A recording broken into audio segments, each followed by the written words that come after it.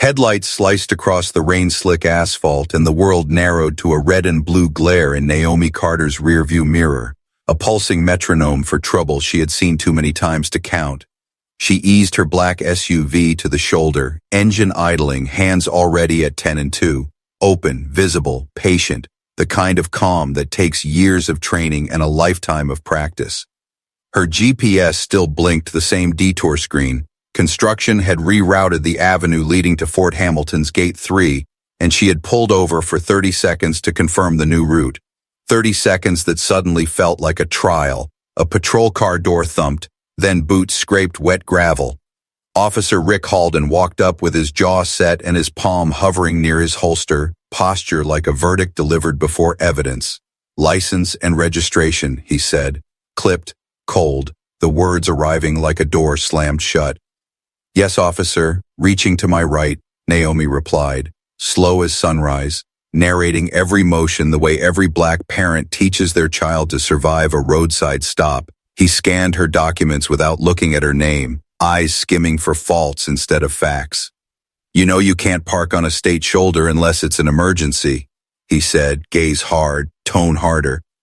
"I pulled over to adjust my GPS for the base detour," Naomi answered, glancing at the distant checkpoint lights beyond the rain haze. "I'm due there shortly." "Due there," he repeated with a dry laugh, as if the base was a private club and she had said she was on the guest list. The rain intensified, a soft drumline against the roof. "Step out of the vehicle," Halden ordered. "We'll see about your appointment." Naomi stepped out, straight-backed, composed, chin level, the posture of someone who has saluted under 3 administrations and carried a folded flag to a mother shaking hands. "Where are you?" "Headed, ma'am," he asked, the last word edged with skepticism. "Fort Hamilton, Gate 3, Naomi said, holding his gaze. "I have a briefing at 2100. "Convenient," he muttered. "You got anything in the car I should know about?" "Just a garment bag and a duty case," she replied. Halden circled the SUV, flashlight beam jittering. "Pop the trunk," he said. "Officer," Naomi said evenly, "I do not consent to a search without cause." The flashlight froze, then rose to her face. "So now you're a lawyer," he scoffed, and the rain caught the light between them like a curtain of glass.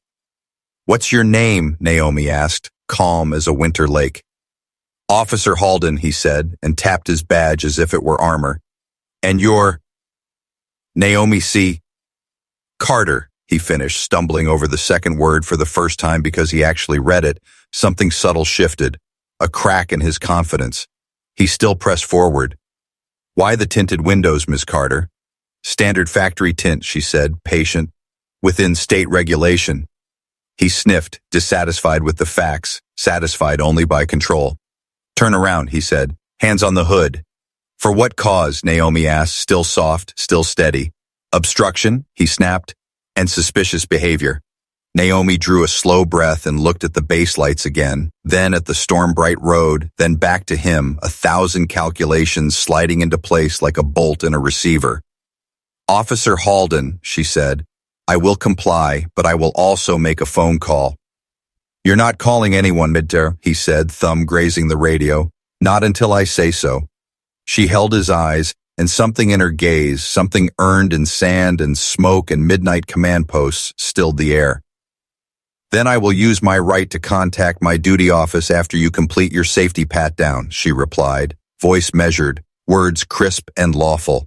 He cuffed her wrists, too tight, a neck, esserly tight. And for a brief second the steel bit her skin and memory bit harder. Medevac rotors, a triage tent, a young sergeant asking if the pain meant the fight was over or still worth it. "Walk," Halden ordered, guiding her to the hood, the rain slicking her coat, the red-blue wash painting everything with theater light. From the driver's side window, a small rectangle glowed, a secure phone mounted near the console, muted, patient, waiting. "Officer," Naomi said again, "when this is over, I hope we have a conversation about respect." He laughed without humor. "Respect is earned," he said, and the irony landed between them like a dropped shield. He began his radio call-in, voice flat, codes clacking through the drizzle. "Possible obstruction, suspicious subject, send another unit." "Subject," Naomi repeated, almost to herself, and then she let the word go, like letting go of an anchor that was never hers to carry. Two cars slowed as they passed, drivers staring, rain smearing their faces into watercolor blurs in the reflected light. Humiliation tried to climb her spine, but dignity stood sentry. She turned her head slightly. "Officer Halden, inside my wallet you will find a second ID card," she said. "Please read it aloud so the body cam records it clearly." He frowned, reached, opened the flap, and saw a rectangle he had not expected. Green bar, eagle crest, the particular font that means access, authority, accountability.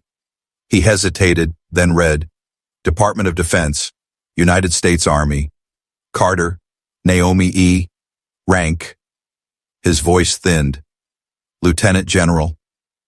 The rain did not stop, the lights did not dim, but the scene shifted, as if the road itself had inhaled.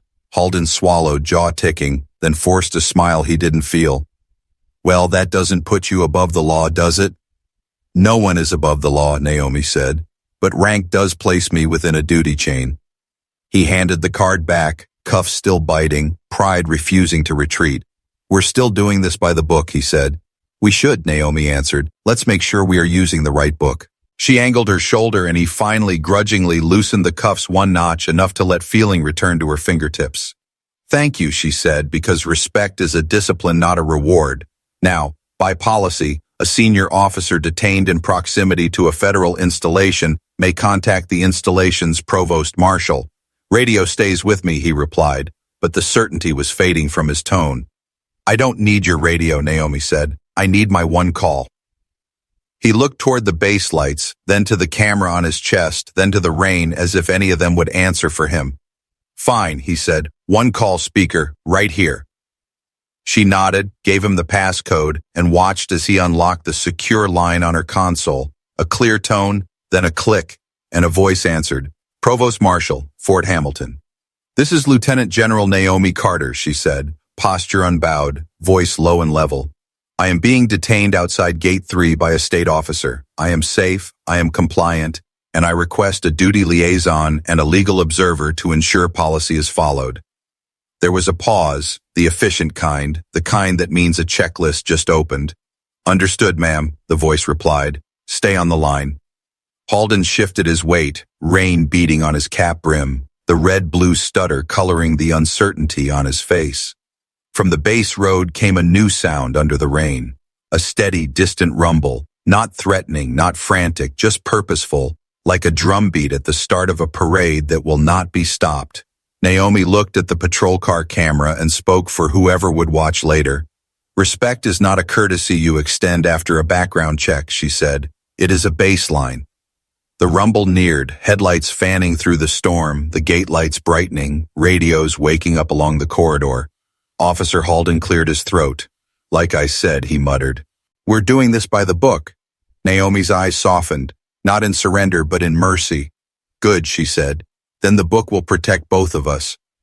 A military sedan rolled into view, followed by a marked base police vehicle, wipers sweeping in rhythm, doors opening in practice sync, and the road between state and federal authority became very small. Naomi straightened, the cuffs still on, the rain still falling, the lesson still waiting, and as the liaison stepped forward with calm authority, the night prepared to change its story. The military sedan rolled to a stop, and the door opened with precision.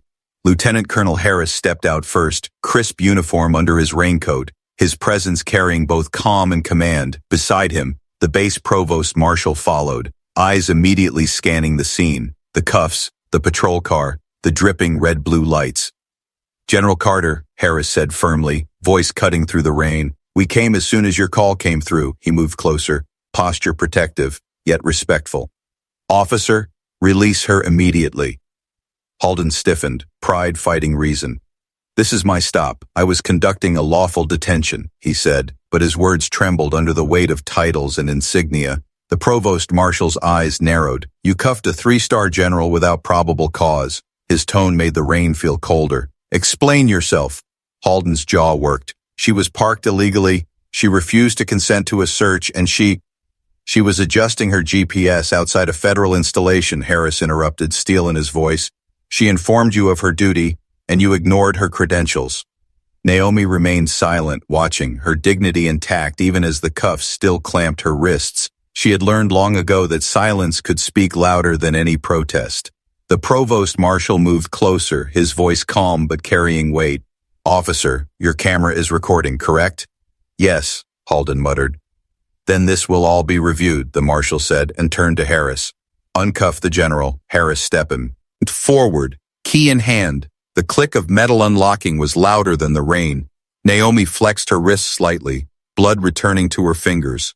"Thank you," she said softly, her eyes steady on Halden, not in anger, but in something deeper. Disappointment. Halden looked away, muttering, "Didn't know who she was." "That's the problem," Naomi replied, her voice low but firm. "Respect isn't given because of who someone is. It's given because of what they are, a human being." Silence stretched, broken only by the storm and the sound of another military vehicle pulling up, this time carrying reporters from the base media team, drawn by the sudden call from the Pentagon. Halden's face blanched. "Media," he whispered, realizing the gravity of what had begun to unfold. Naomi stood taller, straightening her coat. "You wanted to prove control tonight, officer," she said, voice like tempered steel. "Now you will learn what real accountability looks like." The reporters aimed their cameras, rain streaking their lenses, flashes cutting through the night. Harris lifted an umbrella over Naomi, a gesture of both respect and protection. She looked at him briefly, then back at Halden. "I served 3 tours overseas," she said, her voice carrying to the cameras. "I have saluted presidents, stood beside grieving mothers, and sent young soldiers into battles they would not return from. But tonight I was reminded that even here, on the very soil I swore to defend, I can still be treated as less than human because of how I look." The words hung heavy, resonating deeper than the storm. Halden shifted uncomfortably, realizing each syllable was being recorded, not just by his body cam but by history. The provost marshal nodded solemnly. "General, we will file a full report and escalate this to federal authorities." Naomi's gaze never wavered. "Do that," she said, "but remember, the point isn't only justice for me, it's ensuring that the next person, without stars on their shoulder, without access to a Pentagon line, is treated with dignity from the start." The crowd quieted, the rain softened, as though the storm itself listened. Harris placed a steady hand on her shoulder. "Ma'am, we should escort you to base." Naomi nodded, then looked once more at Halden. "Officer, one day you may learn that the smallest choice, to treat someone with respect or with contempt, can change not just their life, but yours too." With that, she stepped into the waiting sedan, the door closing softly behind her. Halden stood in the flashing light, soaked and speechless, his authority crumbling under the weight of truth. And as the convoy rolled toward Fort Hamilton, the story of that single call, one act of courage, one moment of restraint, was already beginning to echo beyond the rain-slick road, reaching ears that would not forget. The convoy glided past the security gate, wipers clearing the last trace of storm from the windshield. Inside the sedan, General Naomi Carter sat composed, though her wrists still bore faint red marks where the cuffs had bitten. The silence was not heavy. It was deliberate, a silence of strategy, of calculation. Lieutenant Colonel Harris broke it first, his voice measured. "Ma'am, the Pentagon has already been informed. The Secretary of Defense's office flagged your call within minutes." Naomi exhaled slowly. "That's not the call I want remembered," she said, her gaze fixed on the rain-beaded window. "I want the message remembered. The danger of assuming status before respecting humanity." The sedan eased into the command building's portico, aides rushing forward with umbrellas, cameras from the base media already waiting. Flashes lit the night again. But this time Naomi stepped out not as a detainee, but as the commanding presence she had always been. Reporters called questions, voices tumbling over one another. "General, what happened at the checkpoint? Were you targeted? Do you believe it was racism?" Naomi lifted a hand gently, signaling calm. "There will be time for questions," she said. "For now, know this. I remain committed to serving my country with honor, and I expect the same standard of respect to be extended to every citizen, regardless of rank or appearance." Her words struck deep, broadcast across base channels within the hour. Picked up by local networks by dawn, soon hashtags spread, hashtag respect first and hashtag justice. On the road, trending across social media, clips of her calm voice in the storm played alongside still images of her in cuffs, the contrast cutting through feeds like lightning. Comments flooded in. A general cuffed for adjusting her GPS? If this can happen to her, what about us? Meanwhile, Officer Halden sat alone in his precinct locker room, the echoes of the night replaying like a broken record. Supervisors had already pulled him from the rotation. Pending review, he muttered excuses to himself. Procedure, safety, control. But the truth gnawed louder than any defense. His phone buzzed nonstop. Reporters outside, colleagues avoiding his gaze. Even his own reflection seemed sharper, accusing, in the streaked mirror above the sink. Back on base, Naomi convened with senior staff, the room tense with unspoken fury. Harris placed a file on the table. "Ma'am, the governor's office is requesting a statement. Civil rights groups are rallying for immediate investigation." Naomi's eyes softened. "This isn't just about one officer," she said, voice low but steady. "This is about a pattern, a culture that assumes guilt based on skin before evidence based on action." The staff exchanged looks, knowing she was not speaking just as a general, but as a leader carrying generations of weary truth. Later, in her private quarters, Naomi allowed herself a single moment of release. She unpinned her stars, setting them gently on the dresser, her reflection in the mirror, or was both weary and resolute. "You've faced worse," she whispered to herself, remembering deserts and battlefields, remembering soldiers who never returned. Yet she knew this battle was different. It was fought not with weapons, but with dignity, patience, and truth. That night her phone buzzed with a secure message, not from the Pentagon, but from her mother's old church community in Georgia. Words simple, heartfelt. "We are proud of you, child. You spoke for all of us tonight." Naomi closed her eyes, tears pressing at the edges, then steadied her breath. "This is why," she whispered. "This is why we keep standing." Outside, the rain finally stopped, leaving the base quiet under a silver dawn. But the ripples of that single roadside encounter were already racing outward, touching lives far beyond Fort Hamilton. And Naomi knew the storm was not over. It was only beginning to move from one road to every road, from one voice to every voice. By sunrise, the video had already gone viral.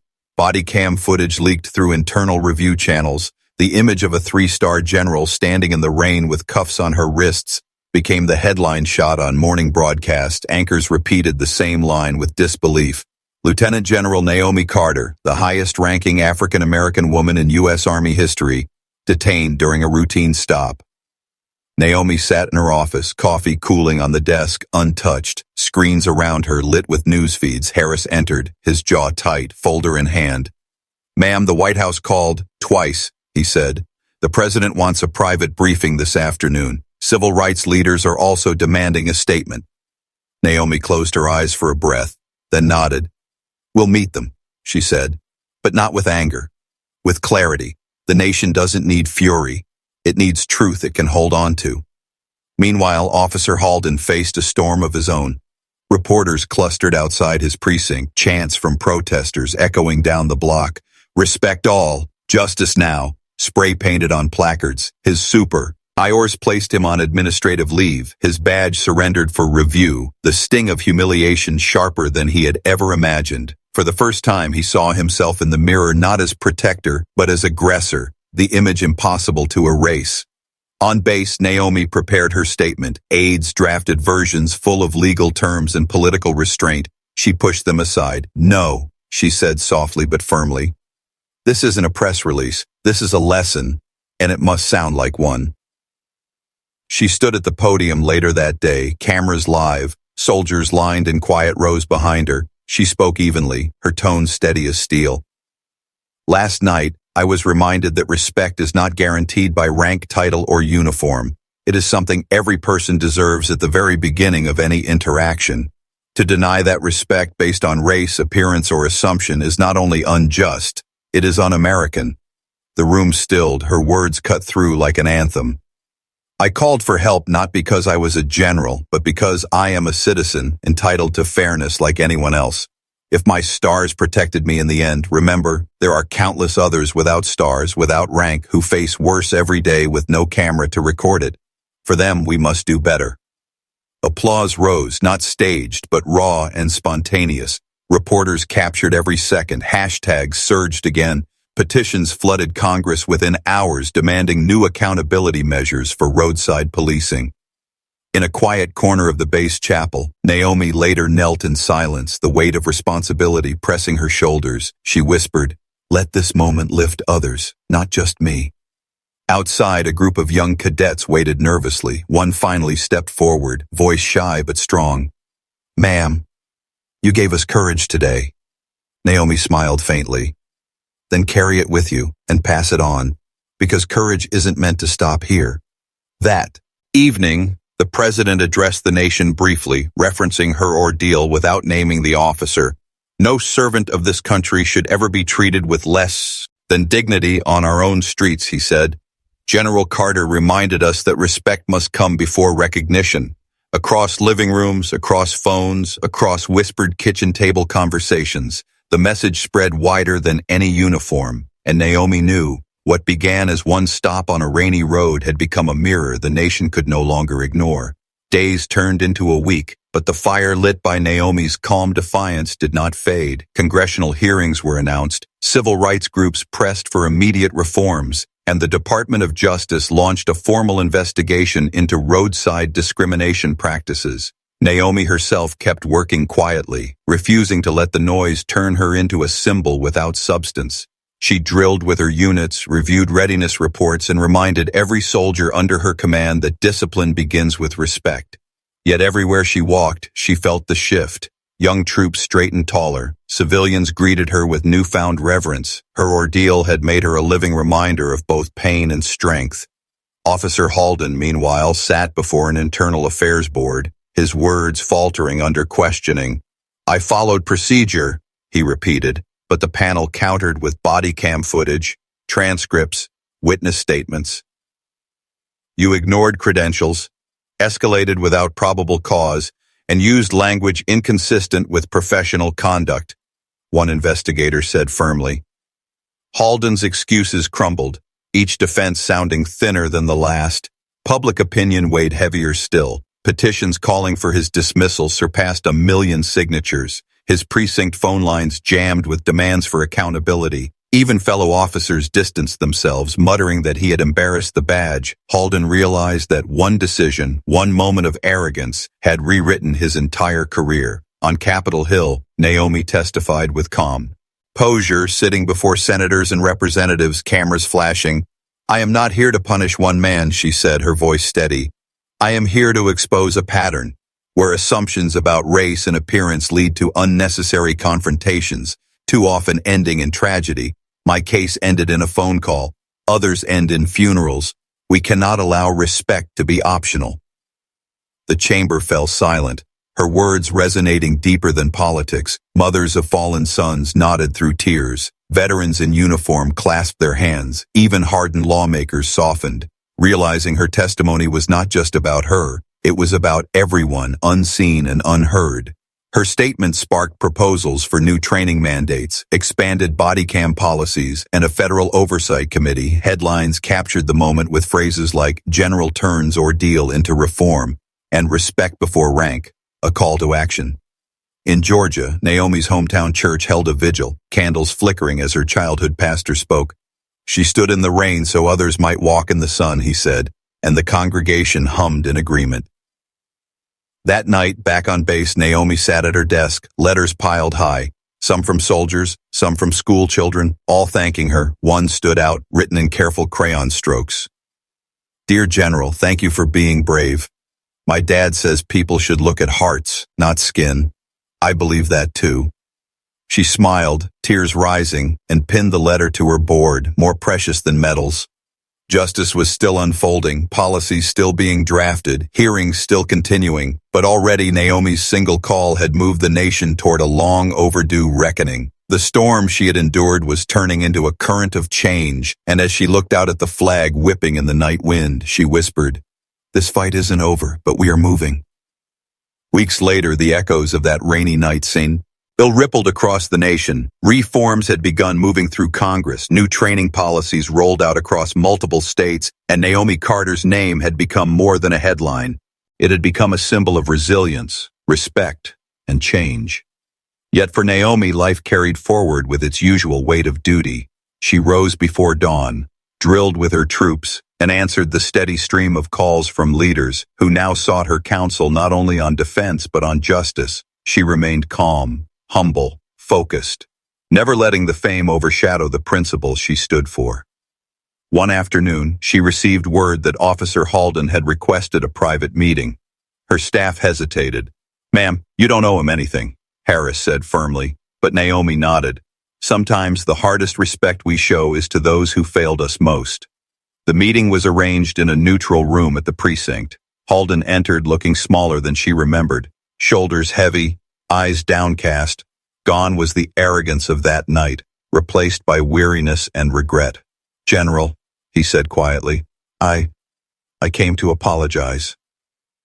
Naomi studied him for a long moment, silence stretching. Then she spoke. "Do you understand why that night mattered?" Halden swallowed. "Because I didn't see you. I saw only what I assumed, and I was wrong." "You didn't just disrespect me," Naomi replied, her voice calm but unflinching.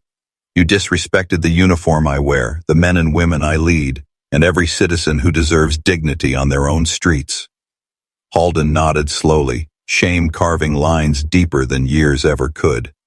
"I've lost my badge," he admitted, "but maybe losing it is the only way I'll learn." Naomi's gaze softened slightly, not with forgiveness but with truth.